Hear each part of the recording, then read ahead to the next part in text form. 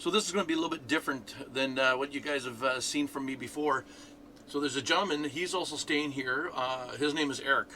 And he has a topic he'd like to talk to you guys about. It's something that I'm not 100% on it myself. I do know some people that are dealing with the issue. He personally is going through it, and he would just wants to bring some awareness to it, and just to talk and put the information out there because a lot of people have heard it, but don't really know much about it. And I'll let him explain it all to you. So here's my friend Eric, and I hope you guys find this very informative and are more aware of it. So with that being said, here's Eric.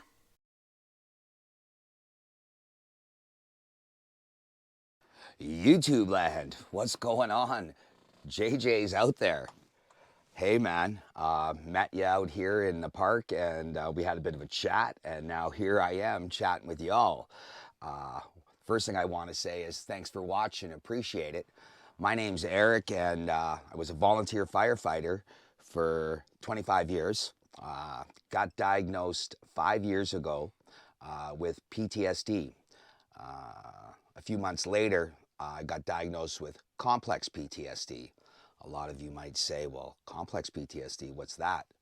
The PTSD now has gone neurological into my body. So I suffer with overwhelming fear.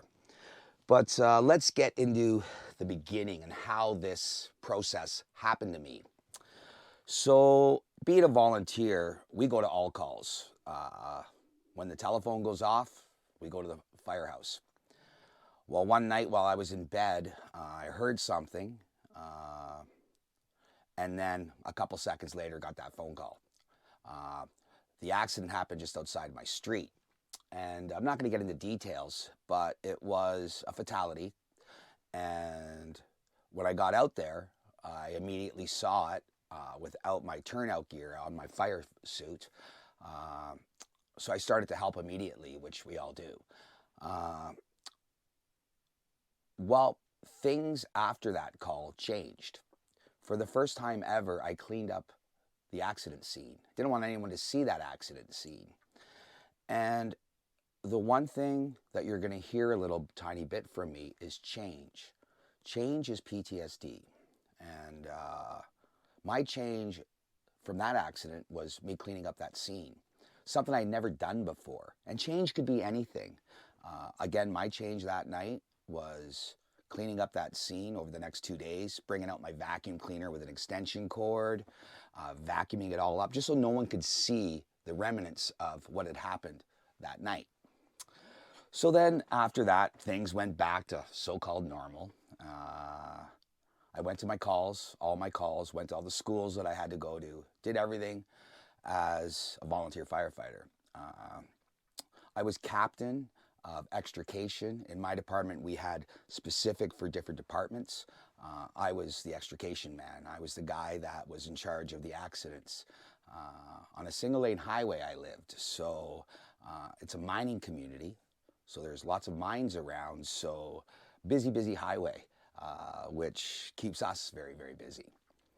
Well, a few years later,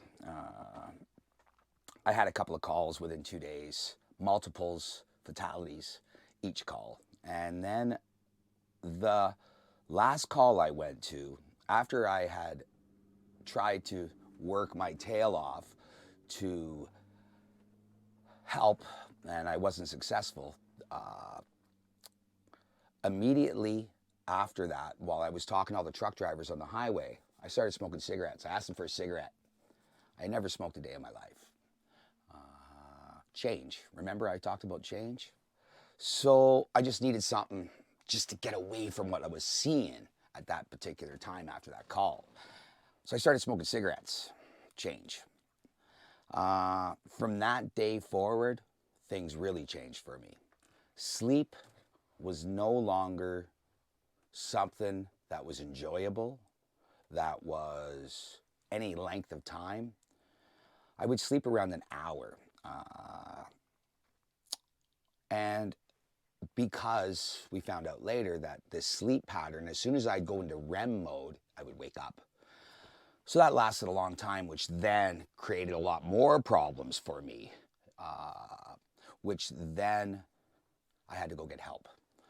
Suicide's a real thing because sometimes guys, girls, people that respond, people that have childhood trauma, people that have seen trauma, even they might not even be a part of the world of responding to it, driving down the road, seeing an accident, whatever, a family member.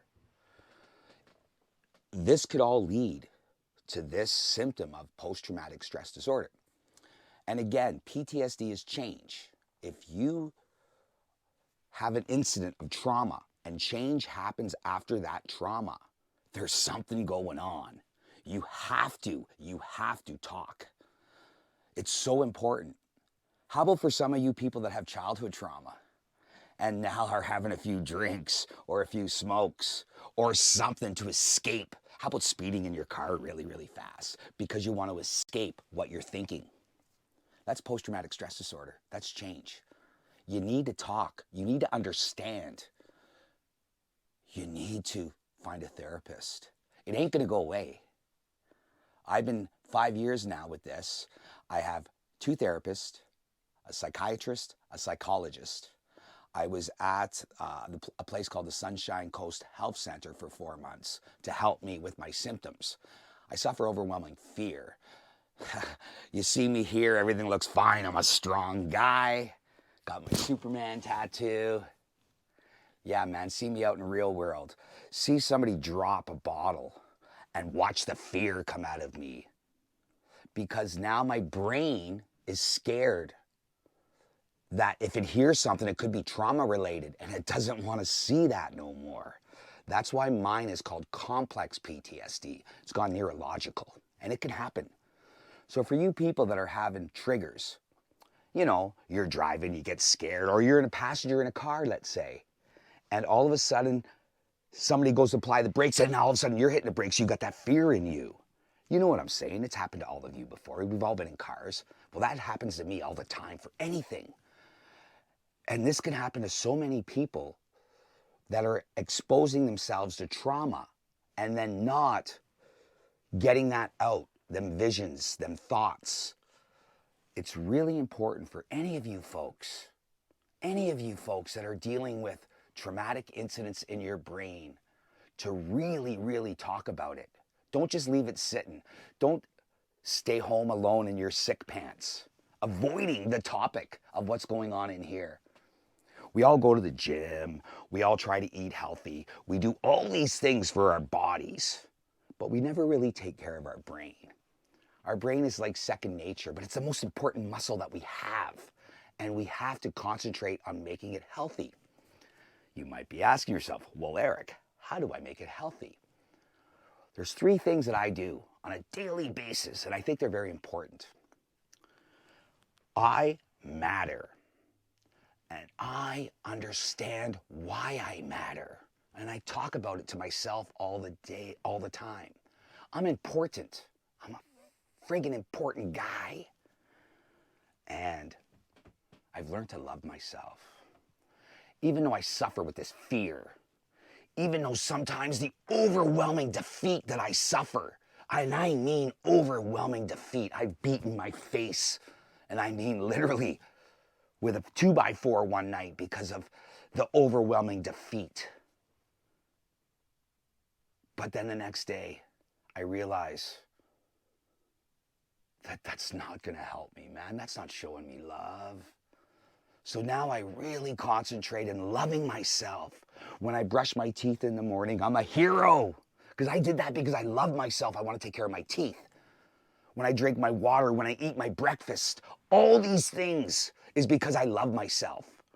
And for you people, you gotta prove to yourself every day that you're important, that you matter, and that you love yourself. We show everybody else, strangers we show that they're important, that they matter, that we love them.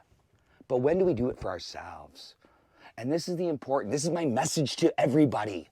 Love yourself. Make yourself important. You matter. And if this really, really concentrate on this, Maybe you won't become an alcoholic. Maybe you won't become a drug addict. Maybe you won't take these chances on your motorcycles, snowmobiles, boats, whatever you're doing. Maybe you'll just think that 1 second, I matter, I'm important, I love myself, I'm not gonna take this stupid risk. Because so many of us are. Because so many of us have PTSD. So many of us. And we just sit on it. We think, this is part of my life. But if you work like I've worked, it's still not friggin' easy. Like I've told you about how many therapists I have and psychologists and all this fun stuff. And I talk and I talk and I talk. And sometimes I talk and it's shit. Sometimes I talk in them visions of what I've seen over 25 years of carelessness. It's one of the most ugliest things a person could see, and I live with it every day.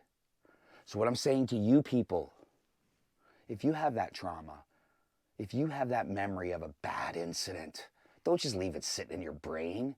Do something about it. You matter. You're important. Prove to yourself that you love yourself. Get help.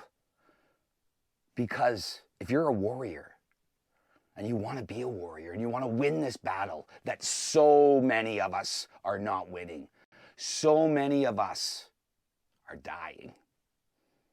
Sometimes it's an honor killing. We drive our cars really fast and get into a car wreck nobody knows. Sometimes we drink ourselves to death. Sometimes we just do the ultimate. This is what I'm talking about. This is what I mean. You're important. You matter. This is what we have to stop. We have to get the understanding that we're all important. We all matter. We all need to love ourselves.